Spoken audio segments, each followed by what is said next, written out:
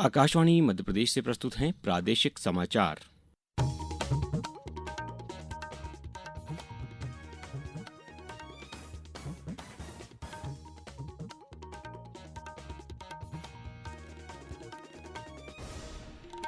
नमस्कार, समाचारों के साथ मैं अभिषेक कटियार। सबसे पहले इस बुलेटिन के मुख्य समाचार। प्रधानमंत्री नरेंद्र मोदी ने हर एक राज्य में वैश्विक मानकों के अनुरूप एक पर्यटन स्थल विकसित करने पर जोर दिया। प्रधानमंत्री नरेंद्र मोदी आज मन की बात कार्यक्रम में अपने विचार साझा करेंगे। शिक्षा मंत्रालय शैक्षणिक संस्थानों को तंबाकू मुक्त बनाने के लिए 31 मई से शुरू करेगा अभियान। और प्रदेश में 49 जिलों में गरज चमक के साथ बारिश की संभावना।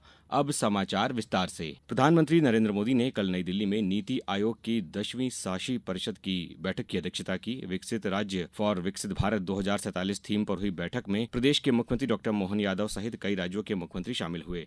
श्री मोदी ने कहा कि वे वैश्विक मानकों के अनुरूप तथा सभी सुविधाएं और बुनियादी ढांचा उपलब्ध कराते हुए प्रत्येक राज्य में कम से कम एक पर्यटन स्थल विकसित करें। प्रधानमंत्री ने कहा कि भारत में तेजी से शहरीकरण हो रहा है। यदि केंद्र और सभी राज्य एक साथ आएं और टीम इंडिया की तरह मिलकर काम करें तो कोई भी लक्ष्य असंभव नहीं है। उन्होंने कहा कि विकसित भारत हर भारतीय का लक्ष्य है। जब हर राज्य विकसित होगा तो भारत विकसित होगा। प्रधानमंत्री ने सभी कार्यबलों में महिलाओं को शामिल करने की दिशा में काम करने का आग्रह किया। उन्होंने कहा कि ऐसे कानून और नीतियां बनाई जानी चाहिए ताकि महिलाओं को कार्यबल में सम्मान पूर्वक शामिल किया जा सके। शासी परिषद की बैठक में शामिल हुए मुख्यमंत्री डॉक्टर मोहन यादव ने कहा कि प्रधानमंत्री नरेंद्र मोदी के विकसित भारत आत्मनिर्भर भारत के निर्माण के विजन से मध्य प्रदेश प्रेरित है। इसके लिए प्रदेश को देश के अग्रणी राज्यों की प्रथम पंक्ति में स्थापित करने के लिए राज्य सरकार संकल्पित है।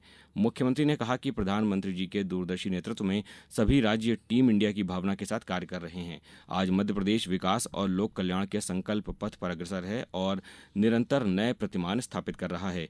मुख्यमंत्री ने बाद में कहा कि विकसित भारत की 2047 तक के अमृत काल को लेकर के और खास करके वार्षिक मीटिंग जो उन्हें की गई है, मैं उनका दिन भर मार्गदर्शन मिला और अलग अलग राज्यों ने अपने अपने प्रकार से, दूसरी तरफ विकास के पैमाने पे भी शिक्षा, चिकित्सा, सभी विभागों के अंदर नवाचार और खास करके हमारे राज्य की आर्थिक व्यवस्था को एक निश्चित समय में डबल करने की दिशा में भारत ने 11वें नंबर की अर्थव्यवस्था से आज वो 5वें नंबर पे आया था और अब चौथे नंबर की स्थिति में पहुंच गए। प्रधानमंत्री नरेंद्र मोदी आज सुबह 11 बजे आकाशवाणी से मन की बात कार्यक्रम में अपने विचार साझा करेंगे। यह इस मासिक रेडियो कार्यक्रम की 122वीं कड़ी होगी। कार्यक्रम आकाशवाणी और दूरदर्शन के समूचे नेटवर्क AIR न्यूज वेबसाइट और news on AIR mobile app पर प्रसारित होगा। आकाशवाणी समाचार, दूरदर्शन समाचार और प्रधानमंत्री कार्यालय तथा सूचना और प्रसारण मंत्रालय के YouTube चैनलों पर भी यह सीधा प्रसारित होगा। आकाशवाणी से हिंदी प्रसारण के तुरंत बाद मन की बात कार्यक्रम का क्षेत्रीय भाषाओं में भी प्रसारण होगा।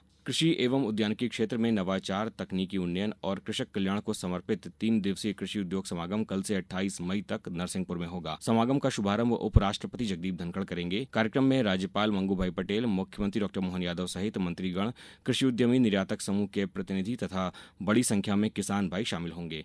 कृषि उद्योग समागम 2025 का आयोजन प्रदेश में कृषि एवं उद्यानिकी पर आधारित उद्योगों को बढ़ावा देने, खाद्य प्रसंस्करण में निवेश आकर्षित करने और किसानों को बेहतर बाजार से जोड़ने के लिए किया जा रहा है। राज्य सरकार युवा, महिला और किसानों के कल्याण के लिए प्रतिबद्ध है। अब समाचारों में वक्त है एक ब्रेक का। ये समाचार आप आकाशवाणी मध्य प्रदेश से सुन रहे हैं। ये समाचार बुलेटिन YouTube पर Madhya Pradesh news All India Radio channel पर और Facebook के साथ ही X प्लेटफॉर्म पर AIR न्यूज भोपाल पेज पर सुने जा सकते हैं। इसके अलावा आप हमारी वेबसाइट newsonair.gov.in पर या न्यूज ऑन AIR ऐप पर भी समाचार सुन सकते हैं। प्रादेशिक समाचार एकांश भोपाल द्वारा चलाए जा रहे राष्ट्र प्रथम देशभक्ति का जज्बा कार्यक्रम में अब बारी है आपकी प्रतिक्रिया सुनने की। आइए सुनते हैं इंदौर से कमलेश सदाशिव जोशी और छतरपुर से सुशील कुमार शर्मा का ये संदेश। मैं कमलेश सदाशिव जोशी। जिस दिन आतंकवादियों ने नापाक हरकत करके 26 सिंदूर उजाड़े थे, परंतु 6 मई की रात को ऑपरेशन सिंदूर हमने मुंहतोड़ जवाब दिया उन्हें। मैं देश के सेना के सभी को नमन करता हूँ। मैं सुशील कुमार शर्मा पाकिस्तान सिंदूर अभियान से आश्चर्यचकित रह गया। अब वह दोबारा हमला करने पर बार बार सोचेगा। चीन को पाकिस्तान की सैन्य मदद न करके शांति की सीख देना चाहिए। भारत माता की जय। धन्यवाद। कृषि और किसान कल्याण मंत्री शिवराज सिंह चौहान ने कहा है कि विकसित कृषि संकल्प अभियान इस महीने की 29 तारीख से ओडिशा के पुरी से शुरू होगा। इस राष्ट्रव्यापी अभियान के दायरे में देश के 700 जिले आएंगे और वैज्ञानिकों का एक दल गांव-गांव जाकर किसानों से सीधे संपर्क करेगा। नई दिल्ली में देश भर से आए कृषि वैज्ञानिकों को संबोधित करते हुए उन्होंने कहा कि इस अभियान में 731 कृषि विज्ञान केंद्र, भारतीय कृषि अनुसंधान परिषद के 113 संस्थान, राज्य स्तरीय विभाग तथा कृषि, बागवानी, पशुपालन, मत्स्य पालन अधिकारियों के साथ साथ नए प्रयोग करने के इच्छुक किसान भाग लेंगे। ये राष्ट्रव्यापी अभियान देश के लगभग 1.5 करोड़ किसानों से सीधे जुड़ेगा। ऑपरेशन सिंदूर की सफलता पर सेना के सम्मान में कल भोपाल जिले की नरेला विधानसभा के 4 मंडलों में नागरिकों ने तिरंगा यात्रा निकाली। सहकारिता मंत्री विश्वास सारंग के नेतृत्व में बड़ी संख्या में स्थानीय नागरिक, सामाजिक संगठनों के प्रतिनिधि, युवा वर्ग और महिलाएं शामिल रहीं। नागरिकों ने यात्रा का पुष्प वर्षा कर जोरदार स्वागत किया। इस अवसर पर श्री सारंग ने कहा कि प्रधानमंत्री नरेंद्र मोदी के नेतृत्व में भारत ने आतंकवाद को उसकी ही जमीन पर करारा जवाब दिया है। ऑपरेशन सिंदूर नए भारत के सामर्थ्य का प्रतीक है। ऑपरेशन सिंदूर की सफलता पर बैतूल जिले के भीमपुर में डीजे व नारे के साथ तिरंगा यात्रा निकाली गई। वहीं सैनिक नीलेश उइके का तिलक व माला पहनाकर सम्मान किया गया। ग्राम मासोद में सैनिकों के सम्मान में तिरंगा यात्रा निकाली गई, जिसमें बड़ी संख्या में लोग शामिल हुए। अब रुक करते हैं मौसम का। मानसून तय समय से 8 दिन पहले ही कल केरल पहुंच गया है। इस बीच प्रदेश में भी आंधी और बारिश का दौर जारी है। मौसम विभाग ने सभी 55 में से 49 जिलों में गरज चमक के साथ बौछारें पड़ने का अनुमान जारी किया है। वहीं भोपाल, विदिशा, रायसेन समेत 2 दर्जन से अधिक जिलों में आंधी, तूफान और बारिश को लेकर चेतावनी जारी की गई है।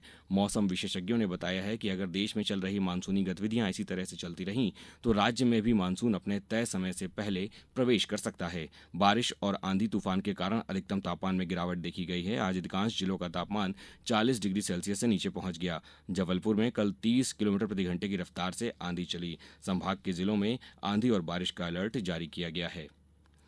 शिक्षा मंत्रालय ने शैक्षणिक संस्थानों को तंबाकू और मादक पदार्थों से मुक्त बनाने के लिए एक राष्ट्रव्यापी अभियान शुरू किया है। इसका उद्देश्य छात्रों और युवाओं को इन पदार्थों के हानिकारक प्रभाव से बचाना है। महीने भर चलने वाला ये अभियान 31 तारीख को विश्व तंबाकू निषेध दिवस के अवसर पर शुरू होगा और अगले महीने की 26 तारीख तक जारी रहेगा। मंत्रालयों ने राज्यों और केंद्र शासित प्रदेशों से उल्लंघन की रिपोर्ट करने के लिए एक मानक संचालन प्रक्रिया SOP विकसित करने का आग्रह किया है। मंत्रालय ने छात्रों और आम लोगों को तंबाकू से होने वाले नुकसान के बारे में जागरूक करने के लिए MyGov प्लेटफॉर्म पर एक प्रश्नोत्तरी भी शुरू की है।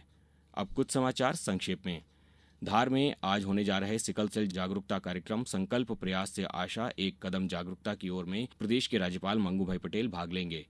UPSC सिविल सर्विसेज की प्री परीक्षा भोपाल में आज शहर के 50 केंद्रों में 2 सत्रों में आयोजित की जाएगी। सभी केंद्रों पर 15,944 उम्मीदवारों के सम्मिलित होने की संभावना है। सीहोर जिले के 65 वर्षीय अंतर्राष्ट्रीय सीनियर वेटलिफ्टर मोहन पाराशर दोहा में 27 मई से होने वाली मास्टर्स वेटलिफ्टिंग एशियन चैंपियनशिप में भारत का प्रतिनिधित्व करेंगे। खंडवा जिले में जलगंगा संवर्धन अभियान के तहत पंधाना में छात्रों द्वारा श्रमदान किया गया। निवाड़ी जिले में संभागायुक्त डॉक्टर वीरेंद्र सिंह रावत ने बैठक में जलगंगा संवर्धन अभियान समेत अन्य विभागों के कार्यों की प्रगति की समीक्षा की और डिंडौरी जिले के बजाग ब्लॉक के पिपरिया में जन कल्याणकारी शिविर में अधिकारियों ने आमजनों की समस्याओं का निराकरण किया। इस बुलेटिन में बस इतना ही। अगला बुलेटिन दोपहर 2:10 पर। नमस्कार।